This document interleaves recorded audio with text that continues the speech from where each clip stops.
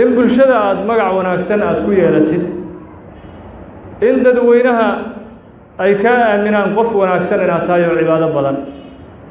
haddii baraxaasi uu ku jiro waxaad ogaan inaad noqonayso abqad khalqi illaahi subxaanahu wa tacaala khalqiga ilaahay dadka ugu necab yahay inaad safka hore uga jirto ogaab haddii baraxba cibaadadaada uu ku jiro baraxaasi ha noqdo in dadku ay ku aaminsanaadaan qof wanaagsan inaad tahay waxaad safka hore aada ugu dukanaysid waxa aad qur'aanka u akhrinaysid waxa aad masjidka u dhisaysid waxa aad sadaqada ula baxaysid waxa aad diinta u faafinaysid waxa aad ummadda u wacdinaysid waxa aad masjidka aad salaada jamaacada aad ku joogtaynaysid arrimahaasoo dhan xisaabta dib ugu laabo wax baraxa miyaa kaaga jira xisaabaadkaagii dib ugu laabo wax baraxa miyaa kaaga jira cibaadadaada jawaabta hadday tahay maya wax baraxu iguma jiraan ku bishaarayso inaad tahay addoon rajadiisu ay wanaagsan tahay haddii jawaabtaadu ay noqoto haa wax baraxa igu jira oo maran waxaan leeyahay alla ilaah dadku ha ku soo fiiriyaan bicayni tacdiim wa taqdiir il xushmad leh ha kugu fiiriyaan maadaama aad tahay qof akhlaaq wanaagsan masaajidkii laasimaya sadaqo badana ha lagu yidhaaho uu qur-aan akhris badan yahay ha lagu yidhaaho ha lagu aamino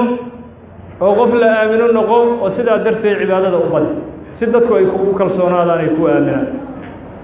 haddii baraxaasi kugu jiro waxaad ogaataa inaad safka hore uga jirtid inta ilaahay caradiisu ku dhacday waxaadna ogaataa waxaad isku daalinayso inay yihiin waxaan qiimo lahayn waxaan miisaan lahayn maalinta qiyaamaha ah waa acdamu khasaara cibaadada baraxu ku jiro khasaaraha qofka bini aadamka soo wajaha khasaarada ugu weyn innagu waxaanu garanaynaa khasaarada maaliyadeed macnaha inoogu fadhiso waan fahmaynaa laakiin khasaarada cibaadada ka weyn qof haddii aad hanti u dhiibatid ganacsado ah ood ku tiraahid 100,000 oo dollar igu shaqee sanadka bacdi aan kula xisaabtami doonaa xisaabtii markaad u soo fadhiisatay haddii lagu yidhaaho adigoo faraxsan ayaad miiska soo fadhiisatay kursiga ku soo fadhiisatay oo isdhahaya 80% miyay soo saari doontaa xisaabtu faa'iido mise waxay soo saari doontaa 90% mise 100% sanadkan la faa'iidi doonaa ayaa ninkii xisaabta ninkii hayay ayaa wuxuu kugu jawaabay xataa ra'sulmaal kuma hayo faa'iido iska daaye ra'sulmaal xataa ma hayo ra'sulmaal xataa ma hayuu ku yidhi lacagtii 100,000 oo dollarayd ayadiina ma hayo lafaheedii way ugu lumeen lafaheedii xataa ma hayo qofkaasi waxa weeye wuxuu qaadi lahaa dareen waxaa ku dhalan lahaa aad u naxdin badan waxaana laga yaabaa dadka qaarkoodba in maskaxdooda ay dhaawac gaari lahayd haddii marka cibaadadaadu barax uu ku jiro oo ay barxan tahay cibaadadii khasaaradaas waxaa kugu dhacaya khasaaro ka xun maalinta aad qabriga gelaysid maalinta aad daciifka tahay maalinta aad ugu daciifsan tahay maalinta aad u baahnayd maalinta amalkaaga iyo yadadiilkaaga ugu weyn bacd allaahi uu ahay acmaashii aad samayn jirtay maalintaasaa lagu leeyahy waxba laguma hayo wax kaa soo horeeya ma lahan acmaal kaana alamalu calayha bacd allah waa acmaal ilaahay ka sokow ayada amalkaagu uu ahaa oo aad islahayd waad ku faa'iidi doontaa oo safka ugu horeeya dadka jannada ka gala ayaad noqon doontaa ayaa qabrigaaga waxa lagugu soo dejiyey waxay noqonayaan waxba kaama soo horeeyaan ilaa cadaabka ilaahay mooye oo aaway camalkaygii aaway xajkaygii aaway cumradaydii aaway qur-aankii aan aqriyi jiray aaway acmaashii aan samayn jiray aaway salaadihii safka hore aan uga tukan jiray baraxa ku jiray oo ilaahay dartii ma aysan ahayn ulajeeddo kalaad ka lahayd marka waa khasaaro bini aadamka soo wajahda khasaarada ugu xun sidaas awgeed waxaa muhim ah qof walba nafsadiisa inuu dib ugu laabto maxaad ula jeeddaa acmaashan aad samaynayso xisaab daqiiqa dib isugu laabo isla xisaabtan qof walba ulajeeddada aad ka leedahay camal kasta oo aad samaynayso ilaahay subxaanahu wa tacaala wuxuu tilmaamay bini aadamka kuwa ugu khasaarada badan inay yihiin kuwa camalkooda uu baraxa ku jiro oo ilaahay dartii aysan ka ahayn waxa ay samaynayaan ilaahay qur-aankiisa wuxuu ku leeyahay qul hal nunabbi'ukum bilakhsariina acmaala aladiina dalla sacyuhum fi lxayaati اddunya ma idiin sheegnaa bini aadamka kuwa ugu khasaarada badan ugu ayaanka xun ugu nasiib darrada badan aladiina dalla sacyuhum fi lxayaati اddunya waa kuwa camalkoodii uu ku lumay adduunyadii oo qabrigiiba wax camal aan ugu tegaynin aakhira aan wax camala ugu tegaynin halkan uu ku haray camalkoodii acmaasha ay samayn jireen oo dhan lama kor yeelin xagga ilaahay looma kor yeelin camalkoodii wa hum yaxsabuuna annahum yuxsinuuna suncaa waxayna u malayn jireen wax weyn inay samaynayaan oo inayba dadaalayaan isu malayn jireen kuwaasaa ugu khasaaro badan uu yidhi ilaahay subxaanahu wa tacaala waa bini aadam kuwa ugu khasaarada badan waa sifo aad u fool xun oo ilaahay uu necab yahay subxaanahu wa tacaala sifatu riyaa sifada alriyaa istustuska wax loo samaynayo bini aadam tilmaan uu qaato tilmaanta ilaahay ugu necab yahayu sidaas awgeed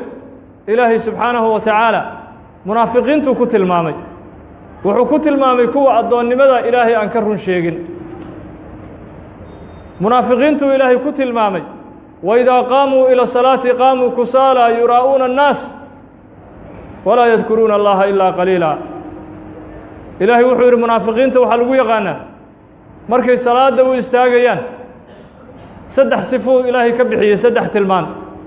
way wehsadaan cibaadada wehsi ayay ilaahay ku caabudaan qalbi ma jiro jacayl ilaahayoo weyn shidaal weynu kuma jiro gaariga yaa kaxeeya shidaalka muuminkana cibaadada waxa ku dira waa iimaanka iyo shidaalka xoogga leh oo qalbigiisa ku jira qalbigii shidaal ma lahan cibaadadii ku bixinayo markuu istaagayo ilaahay hortiisa waa wehsanahay wehsi liannahu meeshan ilaahay dartii kama buuxdo wax kalaa ka buuxa waidaa qaamuu ila salaati qaamuu kusaala tilmaanta labaad yuraa'uuna annaas dadkana way istustusaan wixii yaraayay wehsida ku samaynayeenna hebel ha ku arko iyo xaafadda iyo deegaanka iyo bulshada magacaad ku yeelatid ninku gacan weynaa ha la yidhah sadaqo badanaa ha la yidhah qur-aan akhris badanaa ha la yidhaah ixsaan badanaa ha la yidhaah intaasuu ula jeeda yuraa'uuna annaas walaa yadkuruuna allaha ilaa qaliila dikrigooduna ma badno uu yidhi ilaahay dikrigoodii xuska ilaahay uu ku yaryaha munaafiqiinta ilaahay wuxuu qur-aanka ku sheegay kuwo salaadda tukanaya haddana ahlu naar ah fawaylun lilmusalliin aladiina hum can salaatihim saahuun ilaahay subxaanahu wa tacaala wuxuu yidhi halaag iyo cadaab wuxuu u sugnaaday kuwa tukanaya aladiina hum yuraa'uun waa tukanayaan haddana dadkii istustusayaan kuwaasi cadaab baa u sugnaaday u yidhi ilaahay subxaanahu wa tacaala waa tukanayaan laakiin cibaadadoodu waa cibaado barax ku jiro dadka istusayaan aladiina hum yuraa'uun dadka istusayaan markay tukanayaan wax walbay samaynayaan waa bini aadam uun marka qofka istustuska wax ku samaynayo oo cibaadadiisu ikhlaas iyo dar alla aysan ahayn waxaa kaloo ku jira tilmaan xun oo ah waa daciifu shaksiya waa qof shaksiyadiisa bini aadamnimadiisu xataa ay dhimatay iimaankiisa ka sokow shaksiyad ma lahan quwa shaksiya ma xambaarsana tilmaan xoog leh iyo karti ma lahan qofkaas waa qof shaksiyaddiisii ay daciif tahay qofka dadka istustusaya limaada shaksiyaddiisu maxay daciif u tahay shaksiyaddiisu waxay daciif u tahay qof aan geeridiisa aan haynin noloshiisana aan haynin irsaaqadiisana aan haynin janno iyo naarna aan u haynin laa yamliku lahu duran walaa nafca dhib iyo nafci midna aan haynin uu cibaadadiisa ula jeeda oo isagoo kale ah wax uu hayana aysan jirin hadduu ogaan lahaa inuu asaga dartii uu cibaadada ula jeedana qofka uu istusayo xataa uu nici lahaa maxaad aniga cibaadadayda ula jeedaa bini aadam adiga kula mid aan ahay maxaan ku siin karaa u dhihi lahaa qof isagoo kale ah ayuu camalkii dan ula jeedaya maslaxo uu uga doonay wuxuu hayana ma lahan hadduu ku ogaan lahaana qofka ugu neceb u noqon lahaa uu nici lahaa sidaas awgeed culimmadu waxay yidhaahaan qofka ikhlaaska aan lahayn oo istususka ah waa daciifu shaksiya bini aadamnimadiisaa wax ku jira bini aadan dhammaystiran ma ah waa bini aadam haaf ah tilmaan kalena uu leeyahay qofkaan ikhlaaska lahaynoo waa daciifu lhimma waa qof himmaddiisu ay daciif tahay waa qof aragti dheer iyo hami weyn aan lahayn maxaa yeelay hami weyn wuxuusan ku lahayn qof aan waxba u haynin ayuu wax ka doonahay waxna uma hayo wuxuu hayo ma laha ilaahay subxaanahu wa tacaala khasaa'inta adduunyo iyo midda aakhira khasnadiisa ay ka buuxeenna qalbiga kuma hayo marka muxuu la mid yahay qof khasnadan kala bixi kara malaayiin dollar khasnadan kala bixi kara oo aan u soconin ee qashanqubka aaday qashanqubuu aaday meel dhow wax ka qaadan kara waa qof himmaddiisu ay dhacday oo nolosha ka dhacay sidaas awgeed waa sifo aad u xun waa sifo aad u xun ilaahay ha naga badbaadiyo subxaanahu wa tacaala nas'alu اllaha an yudahira quluubana min kulli maa yubcidunaa canhu ilaahay waxaan weydiisanaynaa qalbigeenna ilaahay inuu ka dahiro riyaha iyo istususka iyo tasamuca iyo ismaqashiinta iyo tilmaan walba oo ilaahay necbiya allah naga dahiro quluubteenna ilaahay ha ka dhigo quluub saafiya iimaankeennana ilaahay ha ka dhigo iimaan run ah addoonnimadeennana ilaahay ha ka dhigo addoonnimo run ah oo daacad ah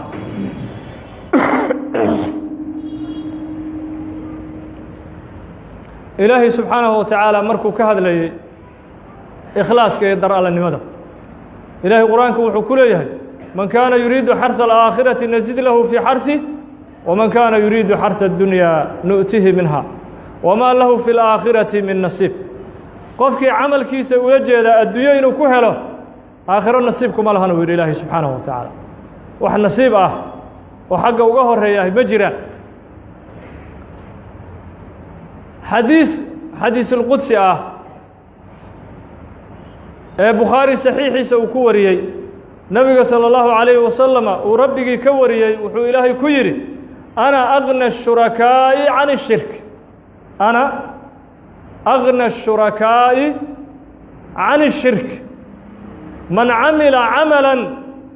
ashraka fiihi macii gayri taraktuhu wa shirkah ilaahay wuxuu xadiisu qudsigaa uu ku yidhi anigu waxaan ahayuu yidhi rabbi subxaanahu wa tacaala in wax lala wadaago qofka ugu necbaashada badanana ma doonayo in wax layla wadaajiyo cibaadadeeda waxaana ahay qofka ugu kaaftoomidda badan oo aananba u baahnayn shirko iyo qofka in wax lala wadaago waxaan ahay qofka ugu kaaftoomidda badan oo wax baahiya aanan u qabin shirko qofkii camalka uu samaynayo qof kale ila wadaajiya oo dan kale ila wadaajiya isaga iyo shirkigiisii waan ka tagaahu yidhi ilaahi subxaanahu wa tacaala riwaayo kale ibnu maajah uu warinayo waxay ahayd fa ana barii'un minhu qofkii cibaadadayda barax ku dara beriyaan ka ahayuu yidhi ilaahi subxaanahu wa tacaala wa riwaayatu ibnu maajah fii sunani marka u fiirso ilaahay hadduu kaa beri noqday subxaanahu wa tacaala haddaad noqotay abqad khalqi illaah khalqiga ilaahay qofku ugu neceb yahay haddaad noqotay waa ayaan daro noloshaadiina waad ku khasaartay adduunyo aakhirana waxbaa kagama horeeyaan ilaa khasaaro mooye camalkaagu wuxuu midho dhalaa wuxuu barakoobaa inta ikhlaaskaagu la eg yahay dar allanimadaadu intay la eg tahay ayaa nasriga ilaahayna iyo taakulaynta ilaahay iyo gargaarka ilaahay waxaad ku heli kartaa inta iimaankaaga iyo dar allanimadaadu ay la egto. haddii dar alla aysan jirin ilaahay nasrigiisa ma helaysid. haddaad dagaal ku jirtid, haddaad ganacsi ku jirtid, haddaad diin faafin ku jirtid, haddaad wax walba ku jirtid, dar alla haddii camalkaagu uusan ahayn ilaahay wax nasriga ka heli maysid iyo hiilin iyo gargaar. waxaa jiray qiso uu sheegay imaamu alghazaali raximah اllahu tacaala kitaabkiisa ixyaa culuum اddiin fii kitaab اlikhlaas markuu ka hadlayey ghazaali wuxuu yidhi reer banu israa'iil ayaa waxaa ku jiri jiray nin caabid ah ee aad u cibaado badan ee aad u qiiro badan. ninkii wuxuu arkay xaafaddii uu deganaa meel ka mid ah oo qolo gaalo ah ay geed ku caabudayaan oo geedkaaba ilaahay ka dhiganaya. markaasuu wuxuu ballan ku qaaday geedkaa inuu jaro oo uu gooyo oo ilaahay kayrkii lagu caabudayo. geedkii wuxuu isagoo u sii socda ayaa shaydaan wuxuu isaga soo dhigay qof bini aadam ah. markaasuu yidhi shaqo miyaad ku leedahay geedkan? aakhire maa wax lagaa weydiin geedka? adiga naftaada aakhire wax lagaa weydiin, geedkan iska dhaafa goyni. wuxuu yidhi shaydaana tahay haddaad ba iga celinayso geedkan ilaahay kayrkii lagu caabudayo fursad kuu siin maayuu yidhi geedkan inaad goydo. waan kula dagaalamay yidhi. waa shaydaan qof bini aadam isaga soo dhigay. markii hore inuu u naseexeeyo khalduu isku dayey uu khaldi waayey ka bacdi runta u sheegay wuxuu yidhi waan kula dagaalamay, waan ku dhimanahayaa yidhi xataa dagaalka. wuu ku soo booday shaydaankii ninka isaga soo dhigay. shaydaankii ninka isaga soo dhigay ayaa dhulka lagu dhuftay. wuxuu yidhi hal mar iga kac, mar dambe geedkan kaa celin maayo. wuu ka istaagay. markuu ka istaagay wuxuu yidhi waad iga adkaatay, laakiin naseexo geedkan ka wanaagsan inaad goyso ayaan kuu sheegi. wuxuu yidhi maalin walba nin hantiilo ahnahay, maalin walba markaad habeen walba gurigaaga markaad seexatid 2 diinaar ayaad barkinta hoosteeda ka heli doontaa ee geedkan iska dhaaf. 2 diinaar waad sadaqaysanee ajir fara badan oo geedkan goyntiisa ajirka aad ka heli lahayd wax ka weyn sadaqadaasaad ka heli ee iska dhaaf. ma ballan miya taas? ma ballan wey. wuu ka tegey. habeenkii uu seexday, barkinta hoostiisuu fiiriyey 2 diinaaraa taalla. waa shaydaan balaayo keentay. 2diisa diinaar uu jeebka iskala baxaa. habeenkii labaad uu seexday 2 diinaara haddana u taalla, jeebku isaga ritay. dhowr habeen markuu jeebka ku ridanayay, habeenkii dambe shaydaankii waa u gooyey, waxba uguma soo ridin barkintii. barkintiiyuu fiiriyey. habeenkii dambe waxba kuma jiraan. alla le waa inaan geedkii aado u yidhi. marka geedkii waa inaan aado. laakiin geedkan markan wuxuu aadayo maxay tahay? shaydaanku uu khayaano badan yahay. geedkan wuxuu maanta u aadayo maxay tahay? sababtu maxay tahay? niyaddiisase maxaa ku jirta? difaacan can idiinaarayn. 2diisii diinaar uu difaacana maanta. shalay laakiin maxay ka ahayd geedka goyntiisa? liajli ibtigaa'i mardaati illaah, qiiro ilaahay dartii uu qiiraysan yahay shalay ka ahayd. laakiin maanta muxuu u socdaa? difaac can idiinaarayn. 2dii diinaar oo barkinta loo soo geli jiray ayuu maanta difaacana. abu xaamid alghazaali raximah اllahu tacaala wuxuu yidhi waa tegey. wuxuu yidhi alla ilah waa inaan geedkii soo jaro. geedkii markuu xaggiisa aaday, shaydaankii haddana isaga soo dhigay qof bini aadam. war geedka shaqo miyaad ku leedahay yuu yidhi. sidii shalay aan kuu dilahay aan dhulka kuu dhigahay, haddii kale iga wareeg. wallahi inaadan awood u lahayn. wax kugu jiraan ogahay yuu yidhi iyo waxaad samaysay awoodi ma lihid. marka waa la isku soo booday, wadaadkiiyaa dhulka lagu dhuftay. dhulku ku dhuftay, ceegana wuu ugu daray. war maxay tahay yuu yidhi, shalay anigaa kaa adkaan jiraye shaydaanoo tabarna ma lahaan jirine xaggee awooddan ka keentay? wuxuu yidhi adigu naftaada xisaabi oo dib ugu laabo. shalay waxaad ahayd iyo maanta waxaad tahay. shalay waxaad difaacaysay iyo maanta waxaad difaacayso fiir. shalay waxaad difaacaysay waxay ahayd ilaahay dartiisa ikhlaaskaad geedkan u goynaysa. shalay ilaahay nasrigiisaana kula jiray, ilaaha kuu kaalmaynaya oo awoodda ku siinaya. laakiin maantay socodkaaga iyo xanaaqaaga dhan maxay tahay liajli diinaarayn laba diinaar marka ilaahayaa nasrigii kaala dhex baxay iyo kaalmadii saacidaaddii ayuu ilaahay kaala dhex baxay qof bini aadam caadiyaa tahay maanta waa iska soo laabtay wadaadkii iska soo laabtay tabar uma hayo geedkii inuu gooyo marka ulajeeddada waxaa weeye mar walbaba ilaahay subxaanahu wa tacaala dar-alnimadaadu fiireen camalkaaga ilaahay markuu barakaynayo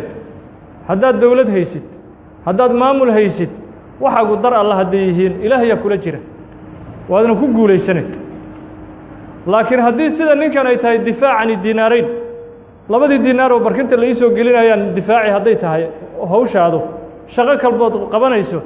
kursiyaan difaaci iyo mansabaan difaaci iyo qabiilaan difaaci iyo geesinimadeeda iyo shaksinimadeedaan difaaci hadday kaa tahay ogaa waxaa kugu dhacaya ninkaas wixii ku dhacay oo kale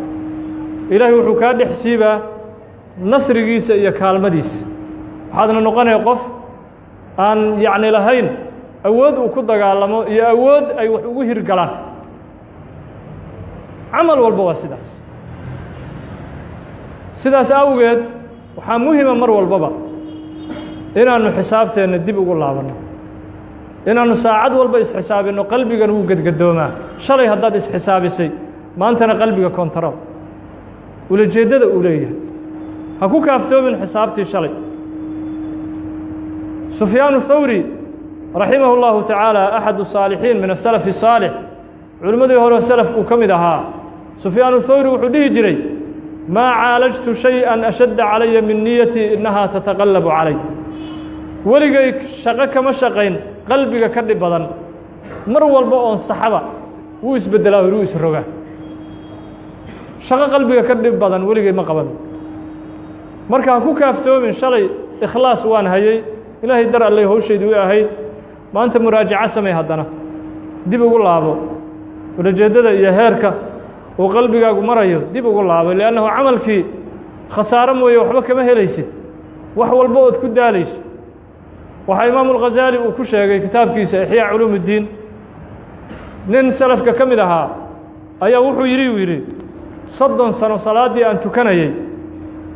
ayaan hadda qaldaheedii wadaahu 30 sano salaaddaan tukanayo safka hore aan ku tukanayay masjidka ayaan hadda wadaahu yidhi inaan dib u soo celiyo oon dib u soo qadeeyo imaamu alghazaali wuxuu yidhi waa la weydiiye waxaa la yidhi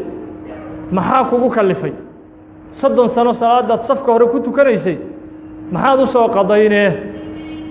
markaasu wuxuu yidhi 30 sano weligay safka ugu dambeeya kuma aanan tukan safka horeaan ku tukanayay maalin maalmaha ka mid a ayaan soo daahay safkii horeaan ku tukaday waxaan arkayuu yidhi dadkii oo dhan oo i wada fiirinaya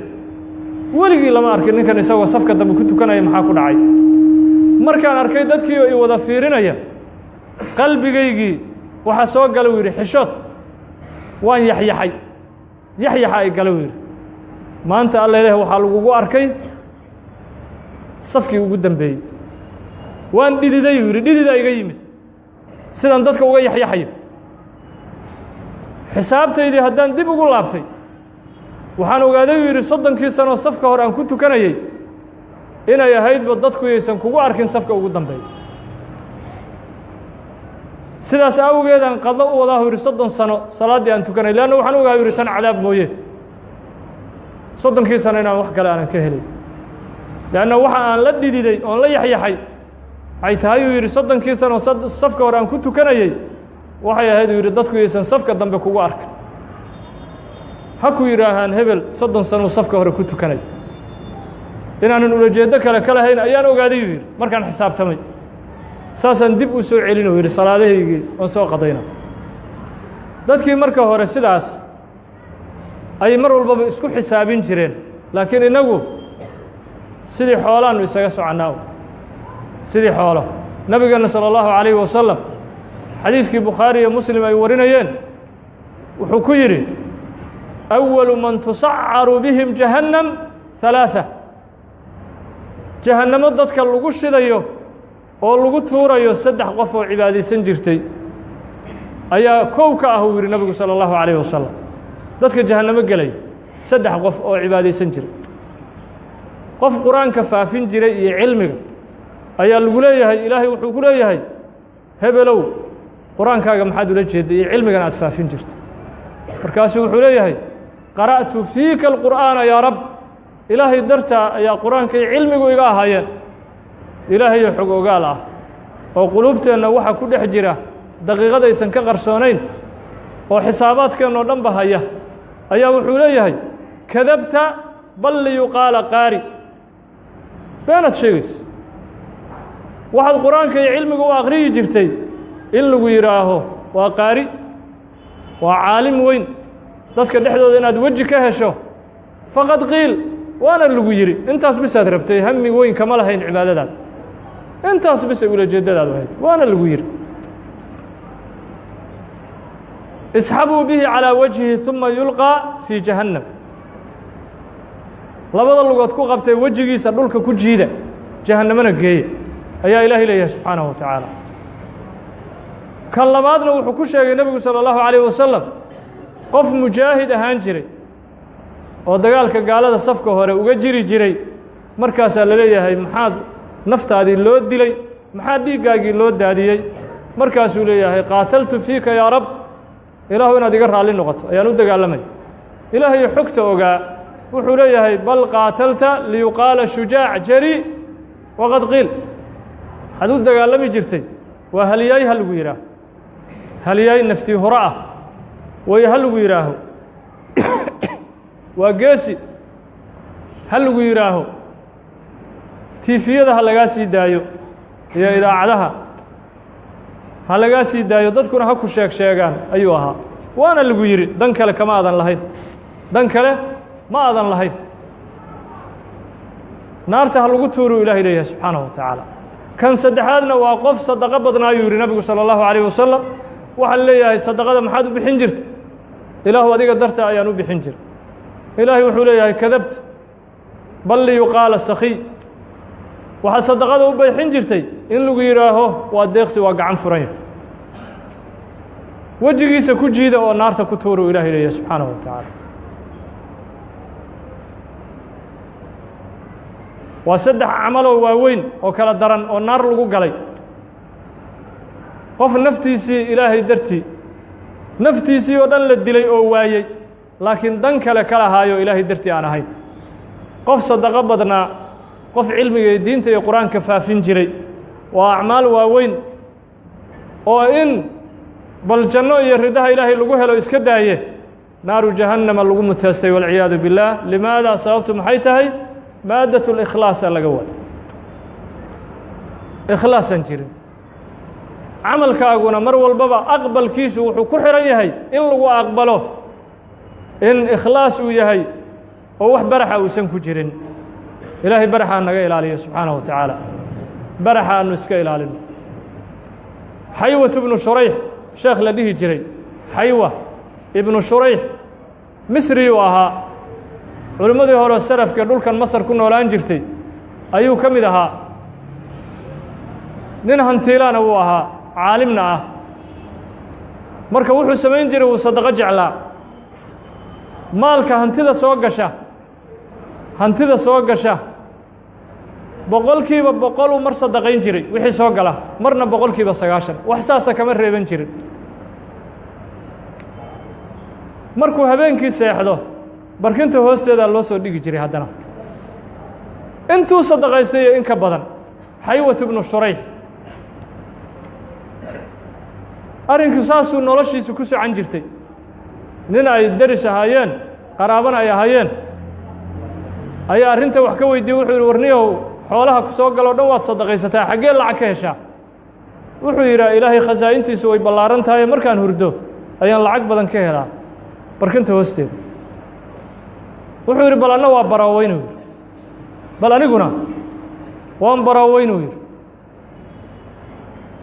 mushaarkii uu soo qaatay kulli masaakiintuu soo siiyey guriga waxba kama keenin habeenkii oo dhan uu barkinta fiiriyaa oo markuu soo toosaba barkintuu fiiriyaa waxba lama hayo hantidiisiina kulli waa bixiyey waxna ma hayo habeenkii kaleu haddana ku celiyey bal waxaad sameeyey wuxuu yidhi bal haddana bal sadaqadii miyaa kugu yarayd wuu sii badiyey lacag intii ka badan uu sadaqeeyey habeenkii o dhan uu barkinta fiirin waxba lama hayo wuxuu u tegey xaywat ibnu shurayx wuxuu yidhi war sheekhow sida aad samayso oo kale waan sameeyee waxna camalkaygii kama hayee maxay tahy wuxuu yidhi innaka camilta tajriba tasadaqta tajriba wa tasadaqtu yaqiina adiga waxaad wax u bixinaysay baraawo ilaahaad baraaweynaysa ilaahay dartii ilaahay inuu awood leeyahay oo adduuniya aakhiraba horumar uu ku gaarsiin karo maba ahayne bal-aan baraaweeyo bal in sadaqa wax laga helayo bal-aan ayay ka ahayd bal-aan niyaddaa daciif ikhlaas xoog lama jiro bal-aan baraaweeyo ilaahay waxaan inuu samaynayo laakiin aniga waxaan barkinta ama ha la ii soo geliyo ama yaan la ii soo gelin dan kama lahayn liwajhi illaah ilaahay dartii ilaahay ha kaa raalli noqdo xataa haddaan barkin la ii soo gelin lahayn waan wadi lahaa yuu yidhi xaywat ibnu shurayx laakiin adiga maxaa kugu dhacay ilaahaad baraweynaysay hadafkaaguna waxay ahayd barkinta in wax la soo geliyaba ee ma ahayn ilaahay dartiis marka sadaqa ha u bixin camal ha u samayn inaad adduunyo ku hesho in barkinta wax lagu soo geliyo in jeebka wax lagugu qariyo midna baraxaas oo dhan ka ilaali camalkaaga haddii lagu soo geliyana alxamdu lilaah haddaan lagu soo gelinna alxamdu lilah awalba dan kama lahayd dantaadu ilaahay ahayd inna salaatii wa nusuki wa maxyaaya wa mamaatii lilaah rabbi اlcaalamiin saas dheh salaadayda camalkayga wax walboon samaynayo lilaah waa lilaahi wax walba sidaas waa inaad tiraahdo addoon lilaahiya noqo ittaquu اllah wa kunuu maca saadiqiin ilaahay wuxuu yidhi ilaahay ka cabsada dadka addoommada ka run sheegay micigooda noqda aلsidqu fi اlcubuudiya waa martabada ugu weyn ee ilaahay agtiisa garaado looga gaaro in addoonnimada aad ka run sheegtid haddii kale addoonnimadaadu waa been haddii kale cibaadadaadu waa been haddii aad weji ku doonaysid haddii ay kaa barxan tahay cibaadadu been wey cibaadadaada cibaadadu goormay run noqotaa goormay daacad noqotaa markii aysan barax lahayn oo ilaahay dartii aad ula jeedo intaasaad qur'aan akhrinaysay intaasaad sadaqo la bixaysay wax beddela kuma aadan helin adduunyadii haddanaynin ulajeeddadaad ma adduunyay ahayd adiga mase ilaahayay ahayd ulajeeddadaada haddanayn intaasaad sadaqo bixinaysay intaasaad salaad tukanaysay intaasaad xajinaysay cid ku ammaanaysa ma helin waa lagugu kacsan yahay waa lagu caayahaya waxa lagugu caayahayana waa been waad og tahay ilaahayna wuu og yahay subxaanahu wa tacaala haddanayn dantaaduma waxay ahayd in lagu ammaano ma qof adiga kula mid ahay ahayd inuu muraad iyo dan iyo magacaad ka heshid calaamaat اlikhlaas waxaa ka mid ah istiwaaءu demi wاlmadxi cindak dadka caydooda iyo ammaantoodu inay agtaada ku sinaadaan hadihi min calaamaat اlikhlaas waa calaamad tusinaysa cibaadadaadu inaysan barax lahayn oo saafi ay tahay calaamad tusinaysa laakiin adigoo tukaday oo safka hore ku jira hadduu qofku yidhaaho weligaaba ma tukan weligaa masjidka kuguma arkin weligaa sadaqo lama bixin weliga haddaad tiri war cibaadadeed miyaad dafiri haddaad ka doodaysid haddaad ka yaxyaxaysid haddaad ka khajalaysid ogaa waxbaa kugu jira ogaa waxbaa kugu jira waa in haddii cibaadadaada haddii wax lagaa sheego haddii dadka dhan mansabkaaga iyo magacaaga ay meel uga dhacaan laakiin ilaahay uu og yahay inaad waxaa beri ka tahay waa inaadan danaynayn waa in dareenkaagu uusan isbeddelayn waa in moraalkaaga iyo qalbigaagu lambarkii hore uu taagan yahay waa inaad tahay qawiyu اlcilaaqati biاllaah xiriirka aad ilaahay la leedahay waa inuu yahay xiriir weyn oo xoog leh waa inuu yahay nabigeena salى اllahu waslama wbaaraka calayh xadiiskii imaamu axmed uu musnadkiisa ku warinayo wuxuu ku yidhi ina akhwafa maa akhaafu calaykum ashirku اlasgaru waxaan idinkaga baqayo waxaa iigu daran gaalnimada yar gaalnimada yar maxay tahay alriyaa waa istustuska waa lambarka gaalnimada weyn ku xigta وهلس لأنه وحوي إلهي الدن كما لها بني آدم الدن كليه هنكري محا أقدم لنبرده أقدم قال نمدي وينيد محيت إن أخوف ما أخاف عليكم الشرك الأصغر waxaan idinkaga baqayo waxa ugu khatar badan gaalnimada yar inaad ku dhacdaan gaalnimada yar inaad ku dhacdaan ayaan ka baqayo yiri nabigu sallallahu alayhi wasallam waa riya istisq waa cibaadada inuu barax uu ku jiro wuxuu yiri nabigu sallallahu alayhi wasallam xadiiska imaam ahmed uu warinayo ku yiri idha jazal yaqulu allah subhanahu wa ta'ala yawm al-qiyamah idha jaza an-nas bi a'malihim qiyamaha ilaahi wuxuu leeyahay markii intii cibaadadoodu ay saafiga ahayd oo dar alla u cibaadaysan jirtay markuu ilaahay abaalmarintooda siiyo kuwii wuxuu u yeerahay istususka u cibaadaysan jiray oo cibaadadoodu aysan saafi ahayn wuxuu ku leeyahay idhabu ordo aada ilaa man turaa'uun dadkii aad istustusi jirteen ordo aada hal tajiduuna cindahum ajra bal waxaa jira inaad ka soo heshaan bal ordo aada wax soo weydiista bal ajir iyo janno inaad ka heshaan ordo aad xagee wax ka helay waa xasra waa qoomamo waa shalayto waa nadaamo waa magac xumo waa fadaaxa amaam allah waa ilaahay hortiisa adoonku uu ku fadeexoobay acdam fadaaxa midda ugu xun magac xumo midda ugu xun ilaahay markuu ku yiraaho aniga ilama jeedin cibaadadayde ordo aad qofkaad ula jeeday cibaadada qofkaad magaca ka rabtay ordo aad ayaa ilaahay qiyaamaha ku leeyahay subxaanahu wa tacaala caadana allah min dalik ilaahay naga badbaadiyo subxaanahu wa tacaala waa in mar walbaba addoonku uu isku daro duco iyo dadaal isku day si camalkaagu khaalis u noqon lahaa dar alle sidaad u noqon lahayd adiga dhan dar alle socda sidaad u noqon lahayd tillaabtaad qaadayso lilaah tillaab kastood qaadayso dar alle qof iska ah oo dar alle isaga socda aad noqon lahayd nabiga salى اllahu عalayه wasalam xadiiskii tirmidi iyo ibnu maajah labadooduba ay sunankooda ku wariyeen nabiga salى اllahu عalayه wasalam wuxuu yidhi tacawaduu billaahi min jubi اlxasan jeelka iyo xabsiga la yidhaaho jubi اlxasan waa xabsi jahannamo ku dhex yaalla xabsigaa ilaahay ka magan gala jubi اlxasan saxaabadu waxay yidhaaheen jubi اlxasan muxuu yahay nabiga salى اllahu عalayه wasalam wuxuu yidhi waadin fii jahannam jeelka la yidhaaho jubi اlxasan waa waadi jeel jahannamo ku dhex yaalla tatacawadu minhu jahannam kula yowm jahannamaa ilaahay ka magan gasha maalin walba dhibkiisa iyo cuquubadiisa iyo qurunkiisa iyo rafaadkiisa naartii qaybteedii kale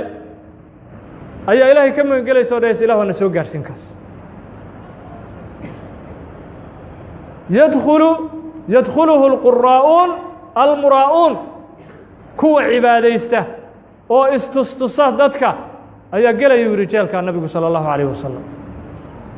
waa xadiis tirmidi iyo ibnu maajah ay sunankooda ku warinayaan jahannama maalin walba ilaahu kaas naga badbaadiy shartiisa dhehaysa jubi اlxasana la yidhaha magaciisa jeelkaa jubi اlxasan jahannama ilaahay ka magan gasha maalin walba ilaahu shartiisa naga badbaadi kaas ayay jahannama leedahay waxaana lagu ridayaa yuri nabigu salى اllahu عalayه wasalam alquraa'u اlmuraa'uun kuwa qur-aanka akrinaya kuwa sadaqaysanaya kuwa cibaadaysanaya oo ilaahay dartii aysan ka ahayn tilaabka walbay qaadaya marka laabud min muraajaca waxaa laga maarmaana muraajaca inaan samayno saacad walba iyo daqiiqad walba yaanaanu ilaahay halmaamin saacad walba iyo daqiiqad walba ilaahay yaanaanu halmaamin ilaahayna aanu ka magan galno riyaa ismaqashiis istushus munaafiqnimo laba wajiilannimo dar alla la'aan ilaahay aan ka magan galno saacad walbana aanu isisaxno saacad walba nafteenna aan tuhmaysanno